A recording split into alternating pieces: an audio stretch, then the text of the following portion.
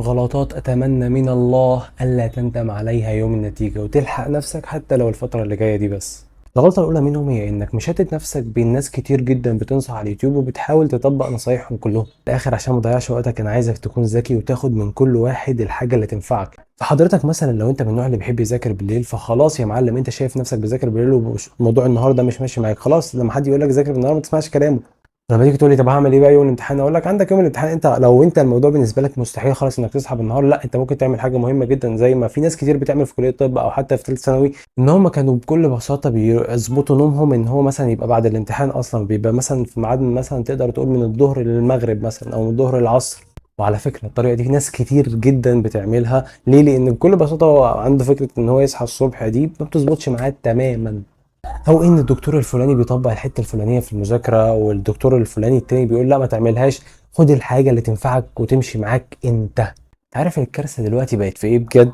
ان ما كانش مثلا على ايامي من سنتين ما كانش في حته ان الدكتور او اللي هو الشخص الصانع المحتوى اللي هو طبعا بيبقى غالبا طالب في الطب يعني يطلع يقول للمدرس الفلاني ده روحوا خدوا معايا يا شباب. ما كانش بيحصل الكلام ده. دلوقتي ما شاء الله ده بقى مع المشاعر. يعني انا حتى حصل معايا الموقف ده قبل كده، كان في اول السنه كان عندي تقريبا حوالي 2000 متابع. برضه حد جه قال لي مثلا يا ريت لو تعلن عني مثلا ويبقى مقابل قدامك في نسبة. بصراحة أول ما شفت الفيديوهات بس أول دقيقتين حسيت لأ مش هتظبط مع الناس، يعني مش هيحبوا الشرح ده، فخلاص كده ما شفتش الرسالة.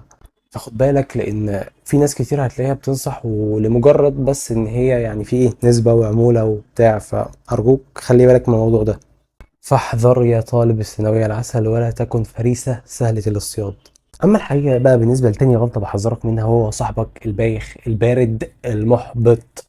هتلاقي واحد صاحبك سئيل كده كل شويه يشوفك هتلاقيه بيقول لك ايه، انا يا عم انا مش هلحق، يا عم انا شكلي انا من الماده الفلانيه مرعوب منها، انا حاسس ان انا هخش اتعامل مش عارف اي حاجه. عزيزي المشاهد اعتبرني جالك من المستقبل وبقول لك ان السنه شهرين بالظبط وهتلاقي فيه زغاريت وافراح طالعه يوم النتيجه من عند صاحبك المحبط ده. وده قفا صدقني انا بحذرك منه من دلوقتي فاوعى تاخده. اما بقى بالنسبه لتالت غلطه ودي عملتها بصراحه لما كنت قدك، ان انا ما كنتش قاطع السوشيال ميديا نهائي، يعني للاسف ما عملتش كده. لا والكارثه كمان ان انا اكتشفت كان في جروبات لثالثه ثانوي بتبقى موجوده على الفيسبوك كده، الطلبه بتقعد تتكلم فيها مع بعض، يعني بيتكلموا ويحطوا بوستس كده.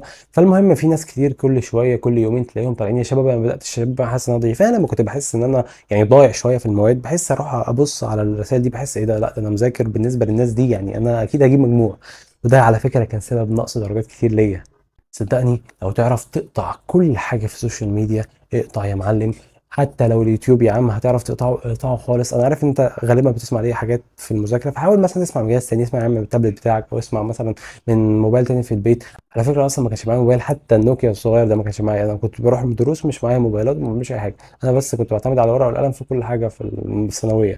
ولكن فعلا كنت شد اكتر بكتير، والله اعلم يمكن كان سبحان الله كان ممكن اطلع من الاوائل ساعتها، بس يعني كل حاجه مقدره وخير لو ما كنتش عملت الغلطه اللي انا بحذرك منها دي. واقتباسا من كابتن محمود الدره، لو مش هتضحي بالحاجات الصغيره اللي بتحب تعملها كل يوم هتضحي بحاجه كبيره بتحلم بيها طول عمرك.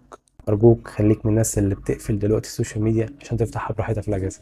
اما بقى بالنسبه ارجوك اخر واهم غلطه انا متاكد ان كتير جدا بيعملوها دلوقتي ان هم لسه ما حلوش الشوامل. انت زي ما بتحل الشوامل، يعني انت لما مثلا خايف دلوقتي من الشوامل، انا عارف انك خايف من الشوامل وتجيب درجات وحشه، بس هل النتيجه دي، هل الفعل اللي انت بتعمله ده هيوصلك لنتيجه حلوه في الامتحان في الاخر؟ هل مثلا خوفك من الشوامل دلوقتي ده هيخليك تحل امتحان شامل في نهائي في الاخر كويس؟ لا طبعا. انت كل ما تدرب على الشوامل اكتر كل ما هتجيلك منها، يعني انا بحب اقول تناحه كده من الشامل. وانك كمان باذن الله ساعتها هتبقى تيجي في اخر السنه انت يا معلم خلاص الموضوع بقى بالنسبه لك عادي، يعني انت بقى لك حليت كتير جدا من الحاجات دي. عايز اقول لك حاجه، خليه عندك مثلا اول 5 شهور انت بس مجرد بتحل شامل ومنطلق كده وخلاص، مش بتفكر في الدرجه يا عم، انت بس بتحط لنفسك الدرجه وتعرفها ايا كانت ايه هي، مش بتشغل بالك بيها.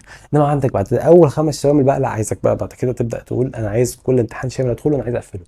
صدقني لو كل امتحان انت دخلته عايز تقفله في اخر السنه بقى في اي حته في حياتك طول حياتك عموما، صدقني هتبقى باذن الله دايما من الناس اللي بتجيب مجموع. بالنسبه لحته الشوامل الاكتر دي انا موضحها فين في الفيديوهين اللي هسيب لك اللينك بتاعهم في الديسكربشن تحت، لو عايز تروح تشوفهم شوفهم، لو ما عندكش وقت مفيش مشاكل. لحد هنا صديقي العسل تكون خلصت نصايحنا. انا عارف ان الفيديو قصير جدا بس يعني احنا كلنا في امتحانات دلوقتي ومفيش اي وقت ان الواحد يضيع اي وقت في اي حاجه. السلام عليكم.